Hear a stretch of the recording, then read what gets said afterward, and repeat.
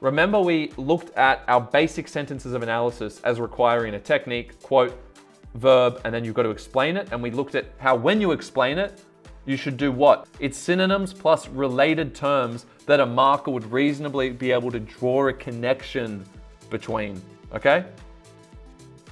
So this is about context. Who feels like they don't mention enough context in their essays, like historical context, the values of the time, the personal motivations of the author? Who thinks they don't have enough of it? You might not know if you have enough of it because I haven't told you how much you should have. Each body paragraph you have in all of your essays, especially Module A for advanced, you should have 2 references to context per paragraph. And a reference to context can look like what you're seeing on the screen. Who feels like they currently have at least 2 of those kind of references to context in every single paragraph of all of their draft essays? No. Okay, so there's something for all of you to work on. What do you notice about the way that this sentence, imagine you have a sentence of analysis.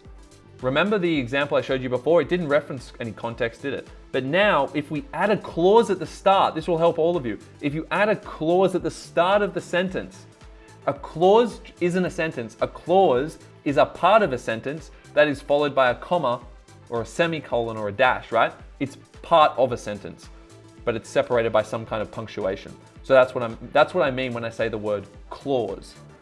Now, what do you notice about the way this talks about context? Can someone observe what's happening there? It says reflecting, which is a great way to bring in context, so everyone should write that down. A lot of students struggle to know how to start sentences. Well, here you go. Use the word reflect in thee, and then say something specific about context. But can someone tell me what you think is good about the way that this brings in context? This is in relation to some, Shakespeare text, for example. It doesn't just say reflect in the Jacobean era, but that might not be obvious at first because I'm showing you the full thing. What it does say though is a specific value. So make sure you specify the value of the context, because often people use these generic terms for the era.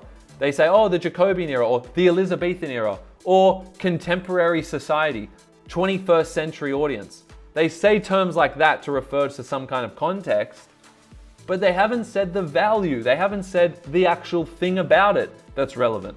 So notice how this actually says, well, this one says the patriarchal values. This is what a lot of students do. And so you understand, this is a low band 5 quality. What I'm showing you here, reflecting the Jacobean era. That's low band 5, low 80s. Okay? Just so everyone gets a feel of where that's at. That's like an 85 standard if you do everything else right. Reflecting the Jacobean era. You want to pump it up to a band 6? Look at the bottom one. Now you can see the difference.